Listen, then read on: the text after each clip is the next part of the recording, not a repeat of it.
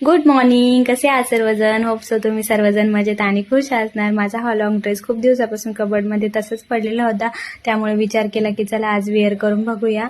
आणि आज मी नाश्त्यामध्ये उपमा केलेला होता आणि तुम्हाला आज नक्कीच गावाकडची आठवण येईल असं मी आज काहीतरी बनवणार आहे. क्लायमेट पण खूप ढगाळ झालेलं होतं आज आणि मी तुम्हाला बोलली होती आज आज काहीतरी करणार आहे. तर मी आज वांग्याची भाजी करणार होती, भरलेल्या वांग्याची. वांगी कट करून घेतली होती आणि त्यानंतर त्याला मधून मीठ लावलं म्हणजे वांगे लवकर शिजतील. त्यानंतर मग शेंगदाण्याच्या कुटावरती फक्त लाल मसाला आणि थोडासा काळा मसाला टाकला आणि तेल आणि पाणी गरमच करत ठेवलेलं होतं आणि ते व्यवस्थित सगळं मिक्स केलं. थोडंसं मीठ टाकून व्यवस्थित आणि पाणी टाकलं, त्यावरती थोडंसं मिक्स केल्यानंतर मग वांगी भरून घेतली.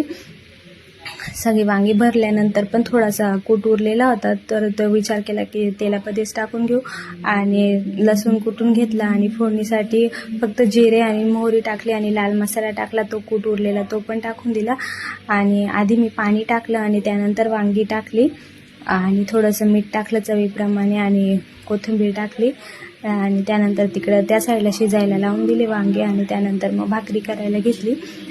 भाकरी होईपर्यंत वांगी शिजून झाली होती आणि त्यानंतर मग देवाला दाखवली. बघू शकता तरी पण खूप छान आलेली होती भाजीला आणि टेस्टला पण छान लागली.